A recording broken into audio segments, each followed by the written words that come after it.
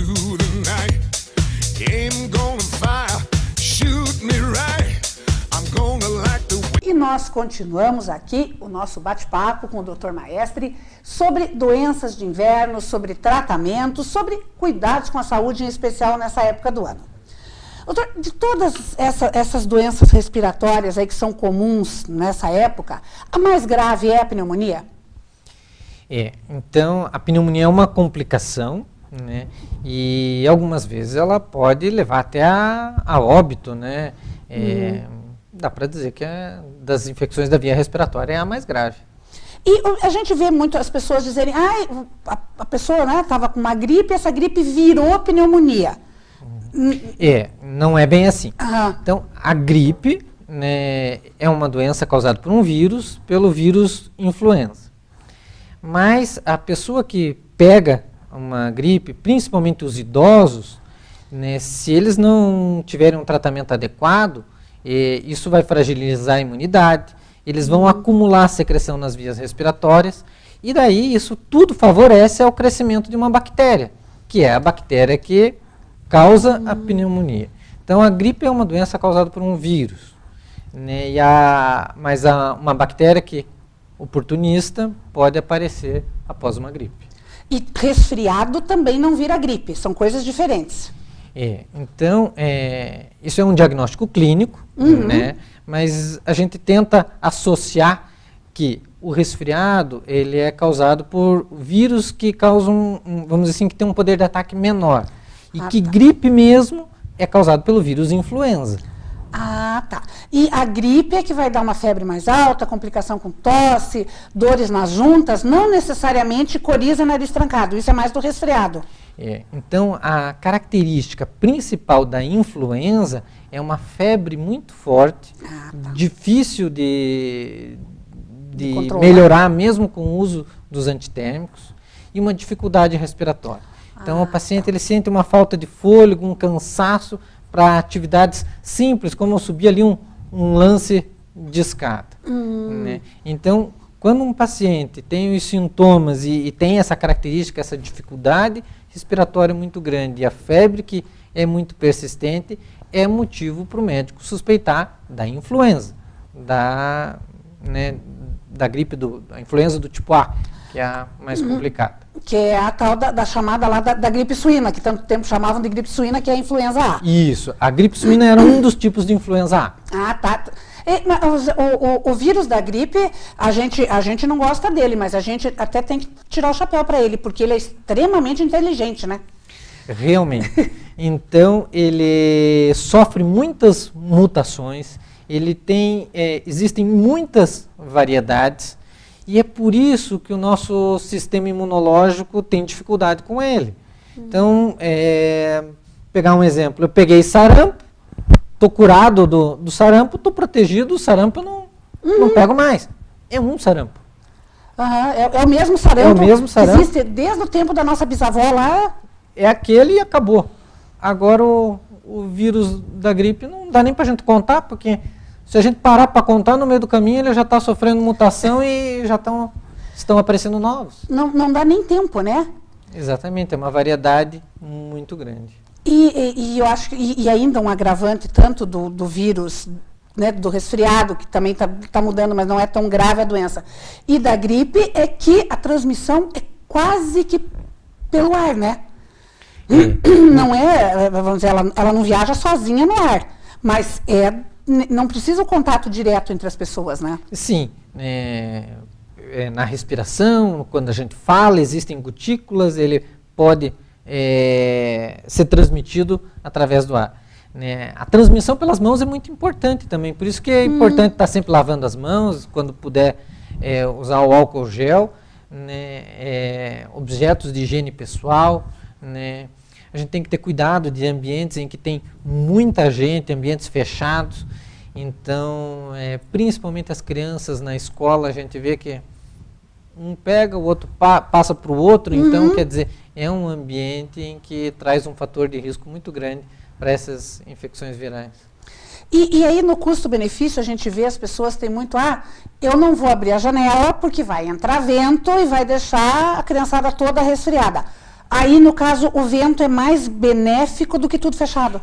O ambiente fechado, e pode ter certeza, Ana, se olhar ali uma sala com 30 criancinhas, um vai estar meio doentinho. Sempre, né? Então, realmente, o ambiente muito fechado só vai favorecer com que a doença se espalhe. E a própria questão da doença alérgica, o ambiente fechado também piora, né? Também piora. Né? Ambiente fechado vai ter mais ácaro, vai ter bolor, vai ter mofo. A gente precisa, então, dos ambientes ventilados. Precisa também que pegue sol nos ambientes. Principalmente no quarto também a gente tem que ter muito cuidado, porque nessa época o sol não é tão forte. Mas lembrar de deixar a janela, pegar sol. Né? Tudo isso diminui o risco das alergias. Por exemplo, um ambiente bem ventilado, que pegue bastante sol. Não pegar aquele cobertor que está lá desde o ano passado, da última frente polar, tira do guarda-roupa às 10 da noite na hora de se cobrir. Mesmo quem não é alérgico vai ter problemas, né? Realmente. Então, tem muita gente que até fala assim para mim, doutor, eu guardei o cobertor, eu vi, a hora que estava ali no verão, eu deixei ele bem limpinho, guardei ele limpinho, estava limpinho no guarda-roupa. Mas na hora que a gente tira ele, realmente é importante deixar ele, por exemplo, levar ele para o sol primeiro antes de ir direto para a cama. E o ácaro é um vilãozinho bem danado também, né? Então ele é um vilão, vamos dizer assim, e é muito comum. Né? Existem testes alérgicos para a gente determinar os fatores de cada pessoa, e eu te digo que aqui na população, quando eu peço isso para os meus pacientes, a gente encontra muita gente com alergia ao ácaro. Agora, o ácaro, ele gosta do cobertor, ele gosta do travesseiro, da cama, do sofá, né? E tem uma característica, vamos dizer assim, meio que, vamos dizer assim, a assinatura para a gente suspeitar do ácaro. É aquele paciente que fala assim, doutor João, eu passo o dia inteiro bem. Vou dormir, deitei na cama, eu estou bem. De manhã, eu acordo espirrando, coço o nariz, secreção, fico espirrando. Foi passando ali algumas horas, 10, 11 horas da manhã, melhorei e passo o dia bem. Daí vai dormir e no outro dia acorda ruim. Por quê? Porque está no quarto, está lá na cama, está lá no travesseiro, está lá no cobertor. Enquanto ele vai para o trabalho, enquanto ele passa o dia em ambientes abertos, ventilados, ele passa bem. Mas a hora que ele acorda, todo dia ele está ruim, porque ele ficou no ambiente fechado com ácaro, que era o próprio quarto. E aí entram em cena, além, claro, de toda essa questão ambiental, o uso dos antialérgicos, da prevenção. Nesse sentido, as pessoas abusam um pouco do corticoide também? O corticoide também é uma medicação meio... vamos ter cuidado com ela, que nem antibiótico? Pois é. Então, o corticoide a gente realmente tem que ter cuidado. Ele é um remédio potente no tratamento das alergias, mas ele é um remédio que tem efeitos colaterais, principalmente se ele for mal usado, na dose errada ou por tempo prolongado.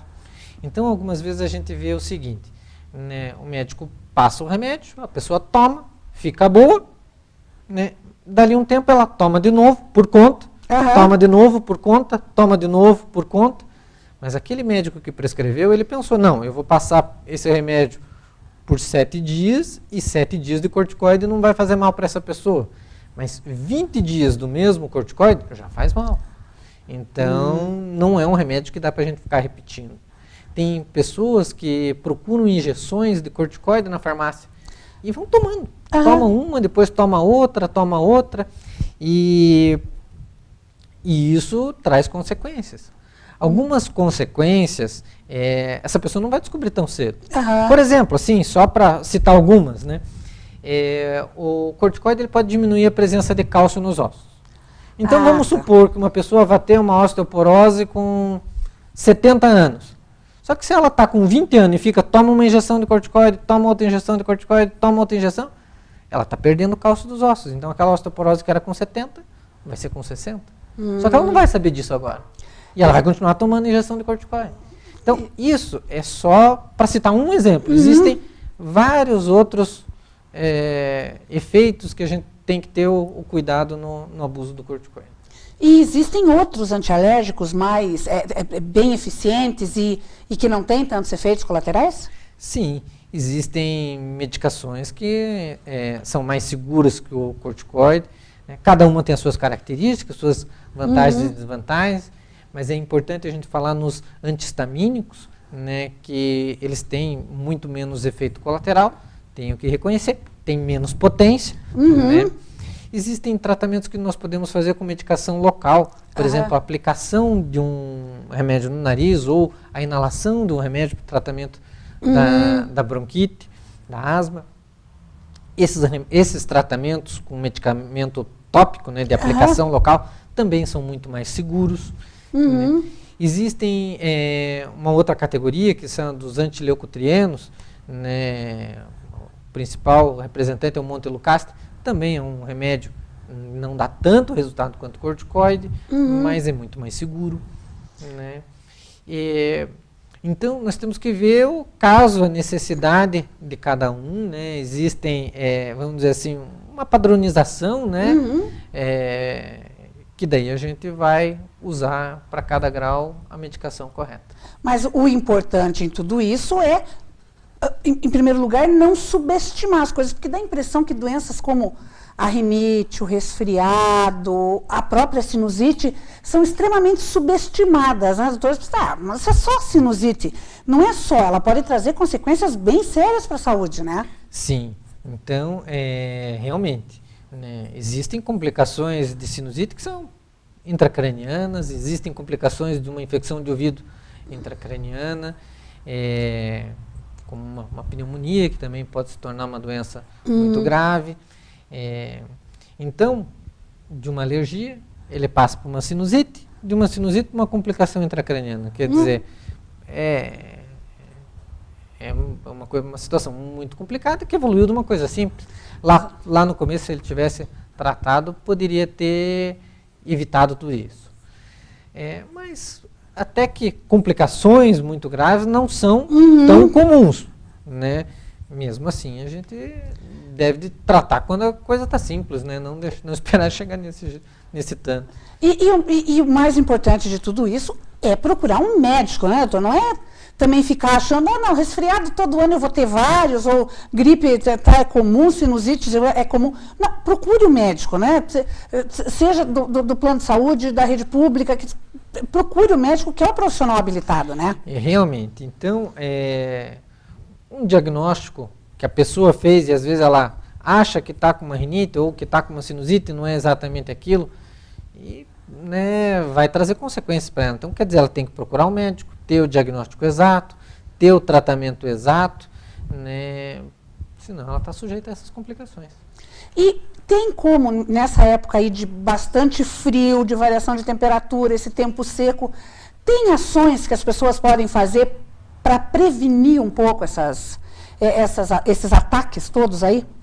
Sim. Então, nós temos que cuidar do ambiente, como eu estava dizendo, né, apesar do frio, né, usar de algumas horas do dia para deixar o ambiente ventilado, pegar sol, né, para evitar as infecções virais, né, tá sempre lavando a mão, né, quando possível usar o álcool gel. Além disso, né, usar um soro fisiológico no nariz se a respiração está muito seca. A pessoa pode usar um umidificador no ambiente se o ar está muito seco. Né? Então, conversar com o médico, ele vai analisar cada caso e ver os fatores que se aplicam para cada pessoa. Isso que você falou do umidificador de ambiente. As soluções caseiras, como deixar uma vasilha com água no quarto ou uma toalha bem torcida na cabeceira, funciona também ou é mito? Pode auxiliar um pouco, né? Mas tem que estar sempre trocando, não pode demorar também e cuidar para não pecar por excesso, né, de deixar o ambiente muito úmido e favorecer a outras coisas como bolor, mofo, né? Não é para tanto. Quer dizer, a chave de tudo chama-se bom senso. É por aí. A história de bom senso e canja de galinha não faz mal para ninguém. Exatamente. Então tá certo. A não ser para galinha, né? A canja para ela não é muito... Doutor, brincadeiras à parte, muito, muito obrigada pela entrevista, por essas informações. Todo ano eu tô abusando aí da sua paciência, mas é que nós moramos numa região que realmente favorece o pessoal a ficar doente nessa época, né? Mas é um prazer, Ana. Eu venho, eu gosto de estar aqui, participar do seu programa e talvez de alguma forma ajudar as pessoas aí com as informações. Ah, mas pode ter a mais absoluta certeza que ajuda muito. Muito obrigada. Obrigado. No próximo bloco, a gente vai falar sobre reforma trabalhista. Será que foram muitos direitos perdidos, adquiridos? Quem vai explicar isso para a gente é a Priscila. É um instante só, eu já volto. Não saia daí. do tonight. Ain't gonna